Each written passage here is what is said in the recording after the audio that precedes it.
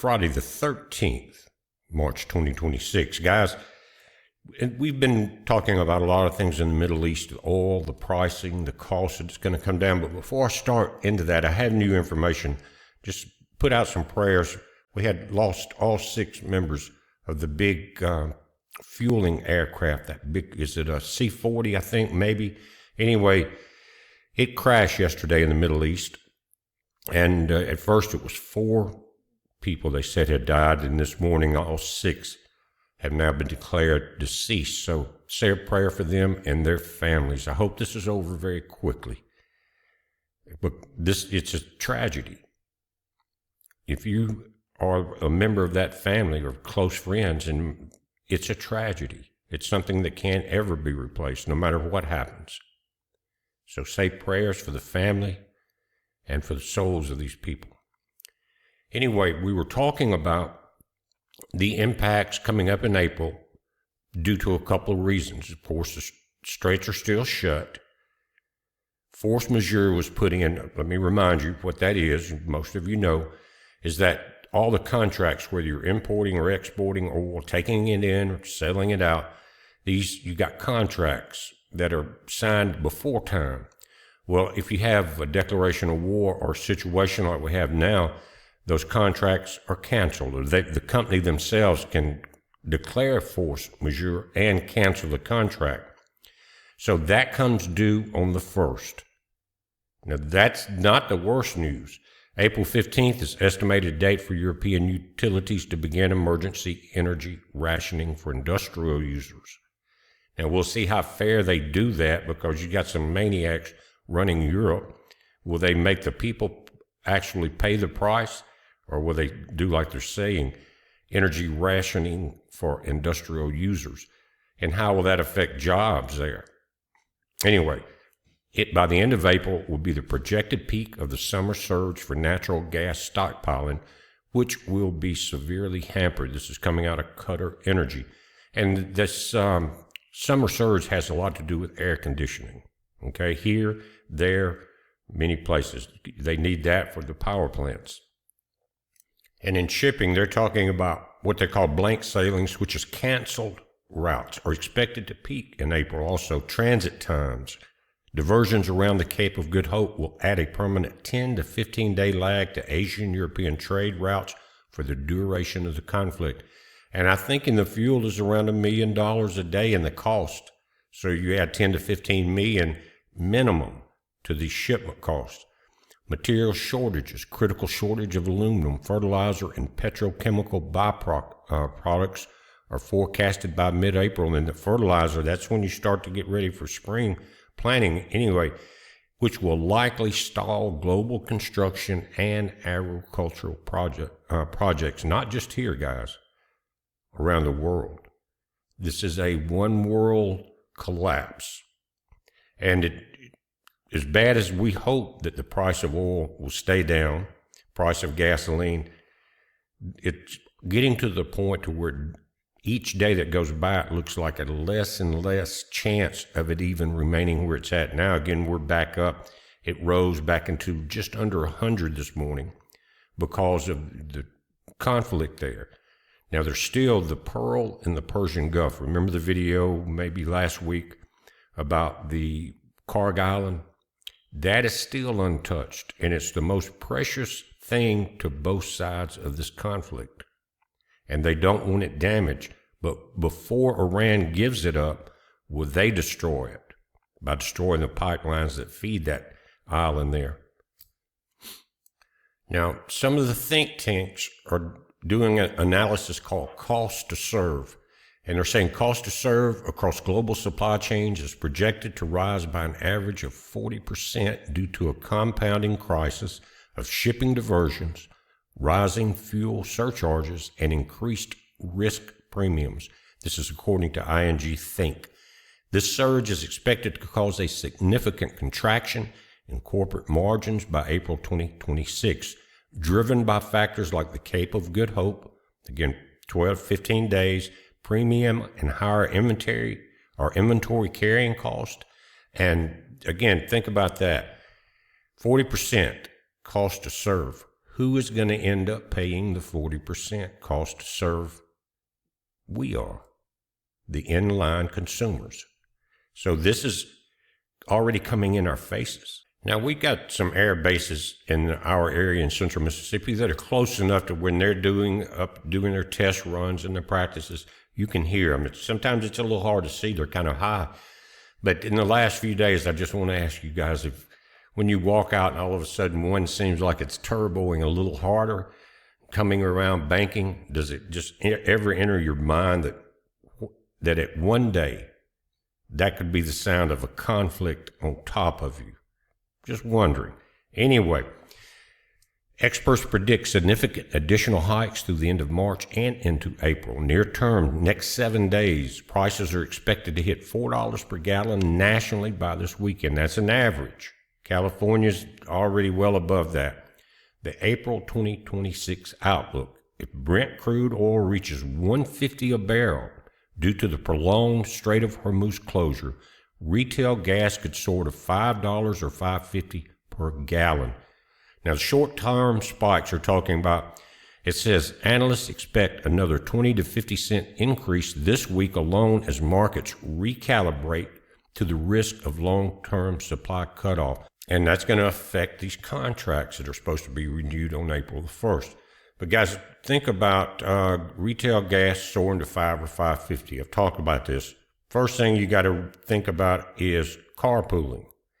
So if you're paying $3 or $3.50 now and you have to commute, that's already enough. But if you add or almost double that, how is that going to affect your money as far as your food, utilities, rent, insurance payments, all of the above?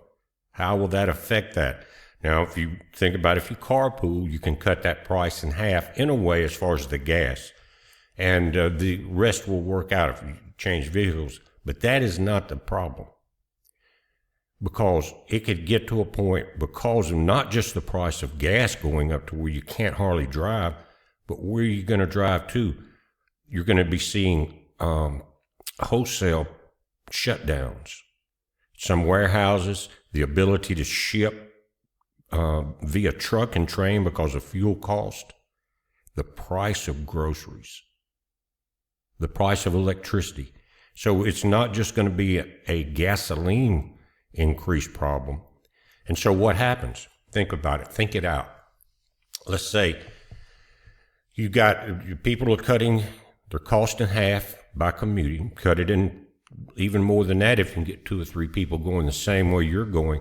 But what about the companies that have a large fleet? And I know I have friends and family that work in either air conditioning, commercial, or commercial plumbing, and they have trucks and a helper, and they get to drive home from about 30 miles north of here to their homes all over the state. But the central office is 30 miles north of us up in Jackson.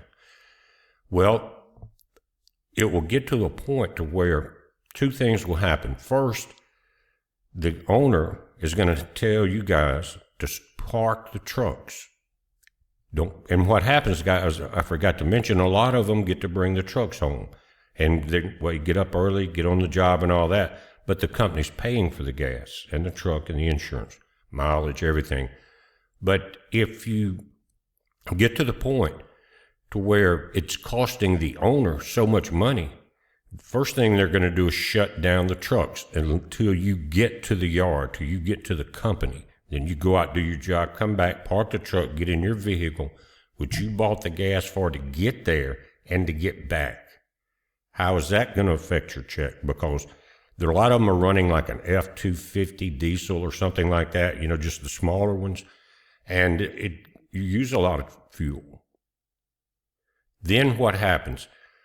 After that, because you are being affected by your gas because of the company having to cut back, and so they can stay in business. But what also happens to the company? People are trying to pay their darn gas bill, and they can't afford to go out and buy as much stuff. They can't afford to call an air conditioning man or call a plumber. Now, I'm just using these 2 as examples. It applies across the entire spectrum. So you've got to think in the different chess moves. Think about them. In other words, If it's affecting the wholesalers and the big companies that hire a lot of people, they have to cut back, then it's going to affect jobs, the entire spectrum of everything you do.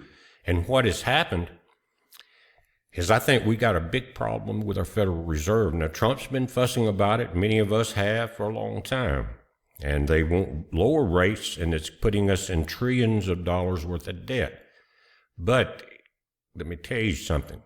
Now we know that this country's been invaded, but it's been invaded more than just by people crossing the border. It's been invaded by Democrats and rhinos. That's a big problem because they really don't like this nation. Look at what's going on with our rhinos in D.C. right now, guys.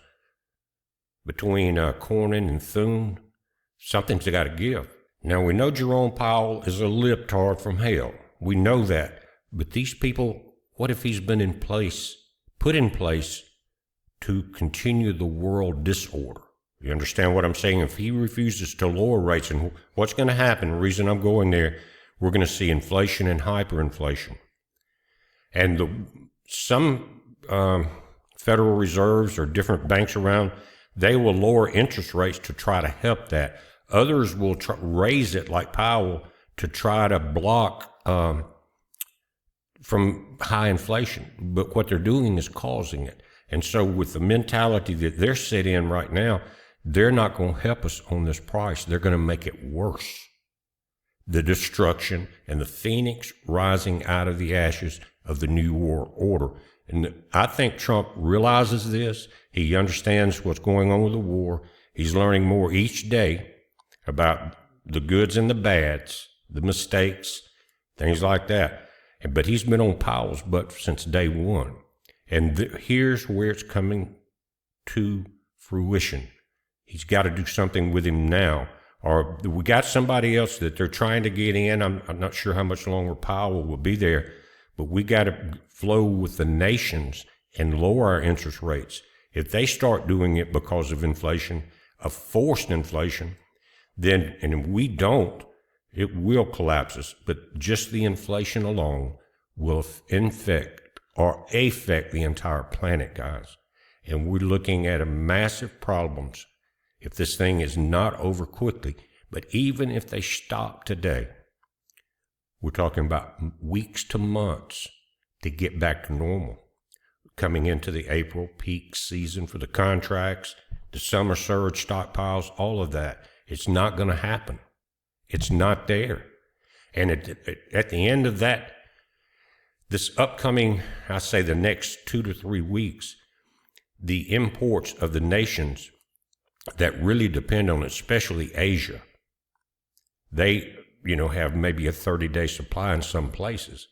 And if it's not there, what are they going to do? And that we get products from different countries all over the world. Shipping's going to be hampered. Their ability to manufacture because of natural gas and production will be hampered, and gasoline, and inflation will be knocking them down. We are maybe even past what I called a few days ago the tipping point. We may be over that tip, and now we're trying to find a way to put on the emergency brakes. But we got a lot going against us right now, leading to what I said in the first video about this a week or two ago, is when the world gets hungry, it starts fighting. Now, this war basically started on the last day of February, but at that time, the prediction markets, the big ones, were predicting that the U.S. could see a recession. It would be a 20% chance of that happening. But right now, 12 days actually in, they've changed that to a 35% chance of recession, just in that short period of time. And they don't have all the numbers yet. The baseline scenario, the International Money Fund previously forecast 3.3% global growth for 2026. Analysts from Chatham House suggest that if hostilities end quickly, advanced economies can absorb the shock. Advanced. What about the rest of the world? Now, the downside scenario of this, they're saying that a prolonged closure of the Strait of Hormuz, measured in weeks or months, is viewed by experts like Bob McNally of Rapidan Energy as a guaranteed global recession. Like I said, we may be over the tipping point and sliding downhill.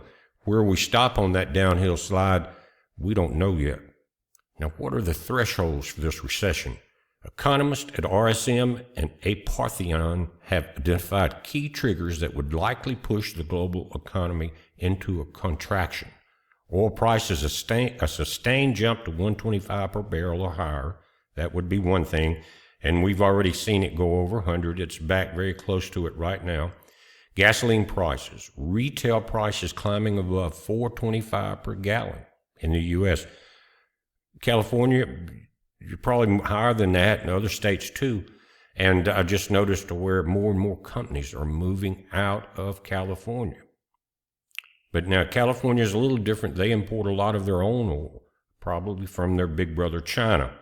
But you just had Starbucks, which is one of the most libtarded companies in the world, founded up in Oregon, Washington, or Northern California? I can't remember.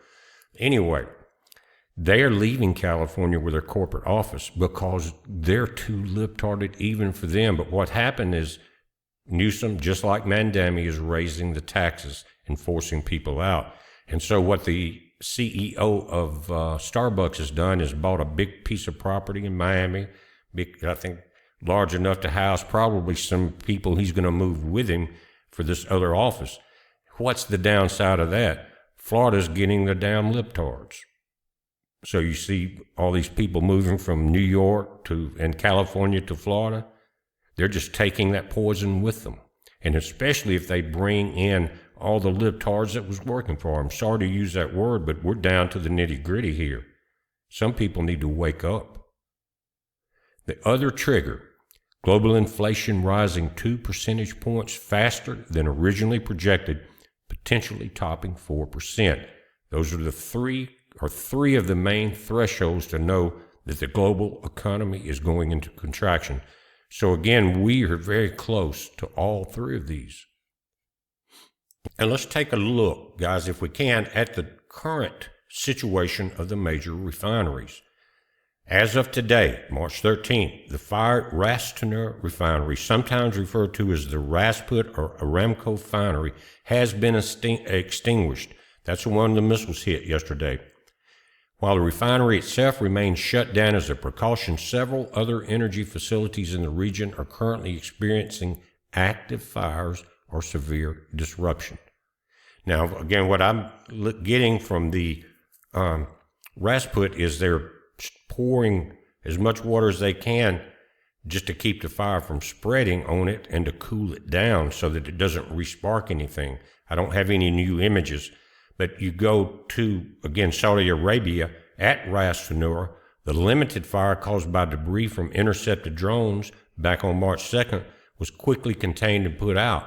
Saudi Aramco CEO confirmed on March 10th that the refinery is in process of being restarted. Again, 3 days old. We don't know. There's continued strikes going in both directions. The refinery in Bahrain is the Babco. It says a large fire erupted at this facility in Mayamir following an Iranian missile strike March 9th. While Bahraini officials stated the blaze was eventually extinguished, the facility suffered significant damage. So here's one of the places, guys, that is not going to come right back up. So if we look at the different places that have been hit and put offline temporarily or for longer terms, then add those together, we can look at the percentage of oil that's affected. Even if you cut it back on today, what would be the outflow from that area? Also, guys, the Ruwais refinery in the UAE, operations there was halted after a drone strike. Also, March 10th caused a fire at the complex. No reported what damage was occurred in this one. And then you got the Tehran refinery. Remember that oil comes from both sides of the Persian Gulf. Following Israeli retaliatory strikes on March 7th and 8th, heavy plumes of smoke and active fires were reported at refineries and oil depots in the Iranian capital, including the Aqdasiyah oil depot. So, but guys, that's a very thin report on what's been hit in Tehran. And it's important to have all of that information because, again, you've got to add in the total losses of the exporting capabilities of these countries during this summer and coming up into next winter. As of March 13th, today, the status of ports outside the Strait of Hormuz has become critical to global trade, with many functioning as emergency gateways while others face direct attacks. What did we see yesterday? You got it, guys.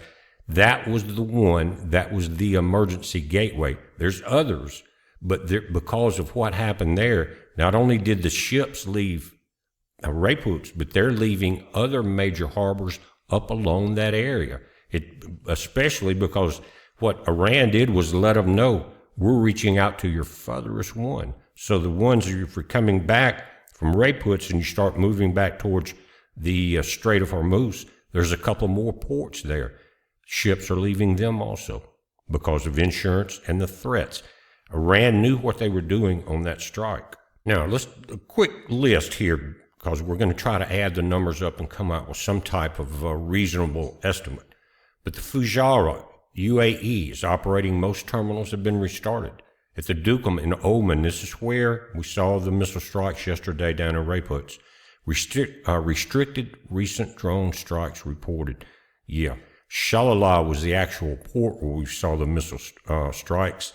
And again, Oman suspended following major fire. I would say it was major. It looks like it was destroyed in some areas. Sohar, also in Oman. There's 3 in Oman again, operating, serving as a key cargo bypass.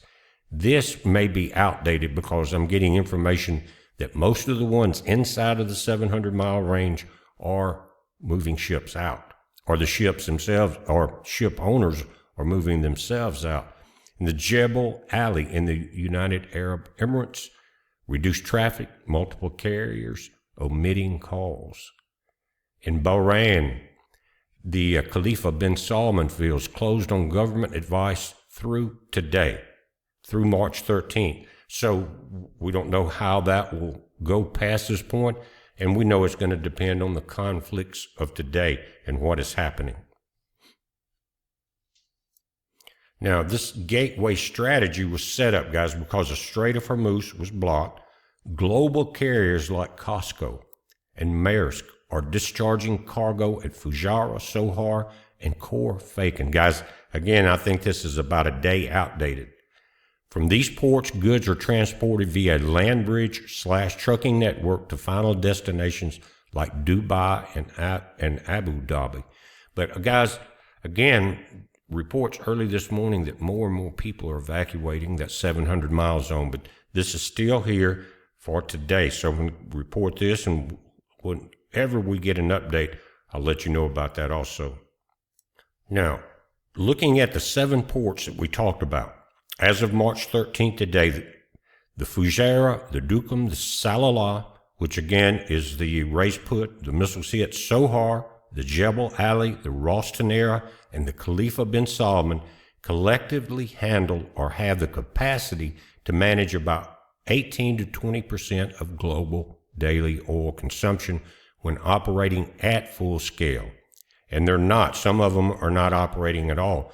And so there's another dent in the export market, and that's going to increase because, again, these other ports, especially the ones in Oman, are getting shut down pretty quick. Now, that's not all of the people that are affected there as far as the oil factories and things like that, but they represent the vast majority of the oil that typically transits the strait, which the International Energy Agency, the IEA, identifies as the world's most critical energy checkpoint. And it was just the day, I think, before yesterday, before we saw Rayput get took out there in Oman, that we were talking about, they still have this capability.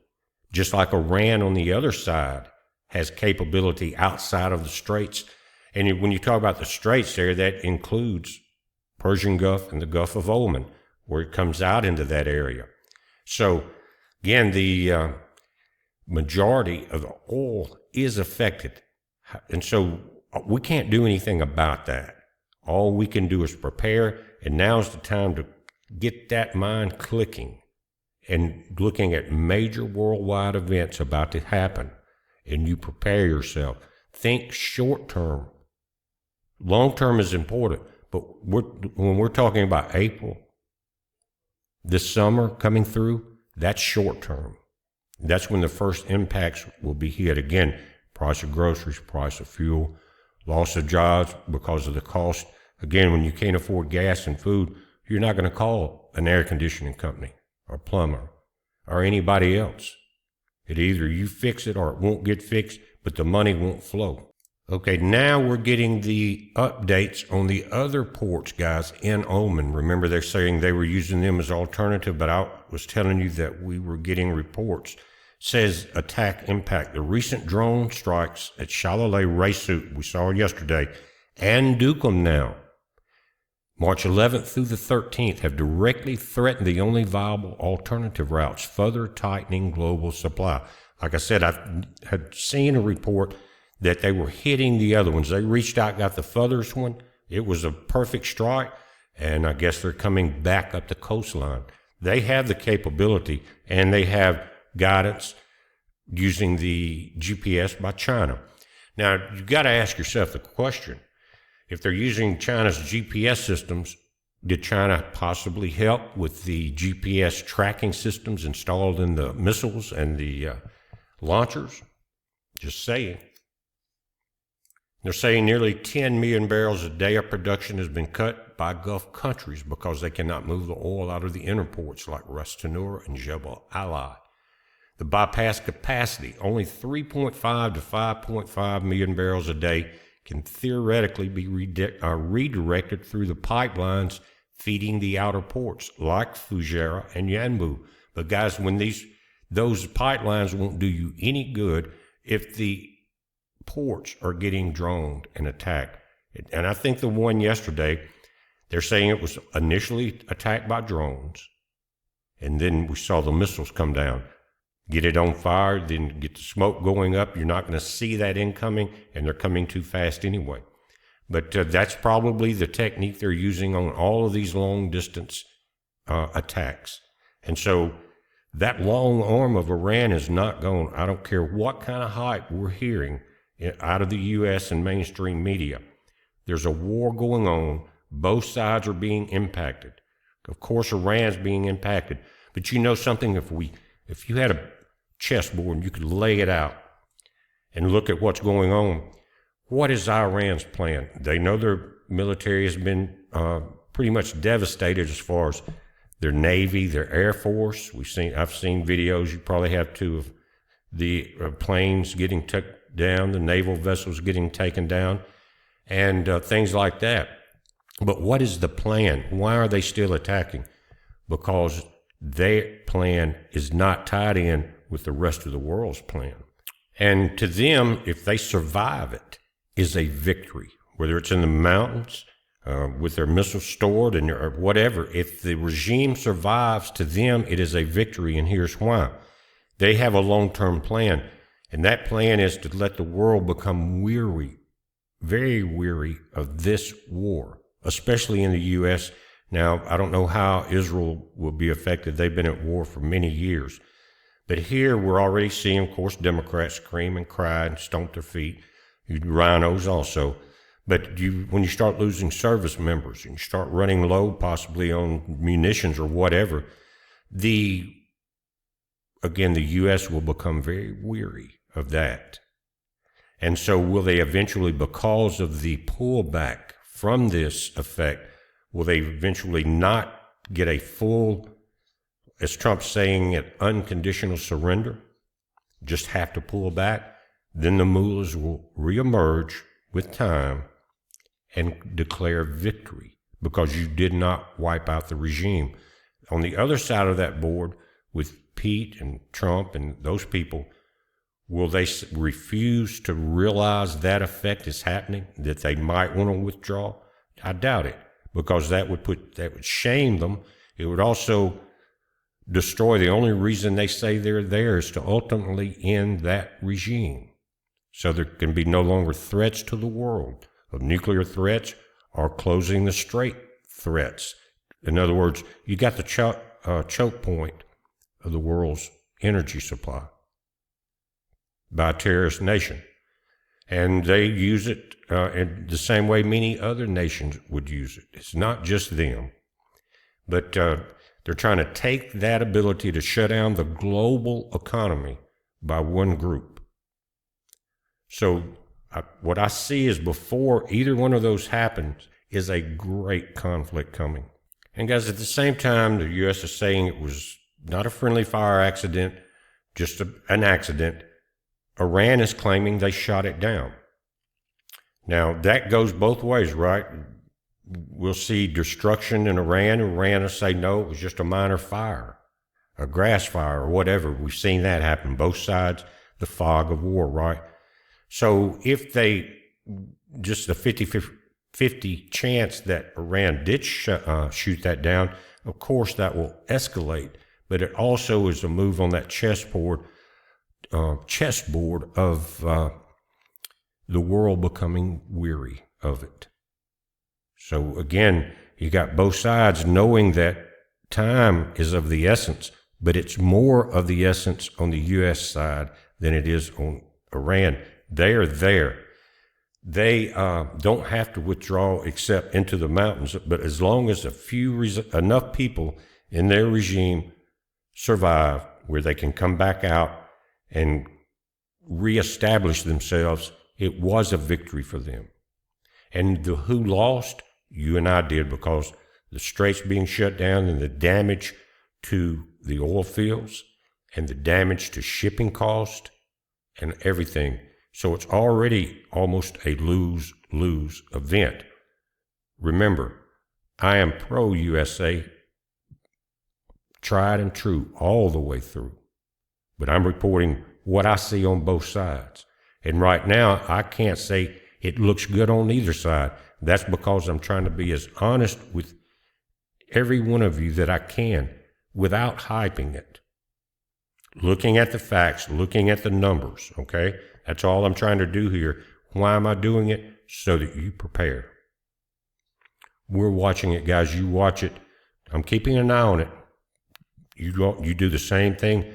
Listen, in the comments, put in any information you have or ask any questions you'd like. Don't know if we can answer them or not, but we'll try.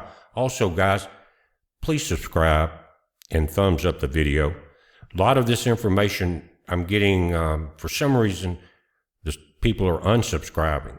I guess they don't like it. Maybe they're from Iran. But again, I'm trying to be as non-biased as I can, other than the fact that I'm pro-American. And I'm for American surviving. I'm for our country coming back, being strong, being the strongest leaders on the planet, and a peaceful leader situation. Now, again, they're saying after 47 years of what's happening in Iran, they're sick of it. And it has been many generations of threats and a lot of lost American lives because of that regime. So I am against them, and I'm for America. But the report's going to stay in the middle as much as the information I can find. I'm not going to go either way with it, because we don't need the fog of war here. We're going to be the pawns in this chess game. It's a heads up, guys. Again, subscribe. Be safe.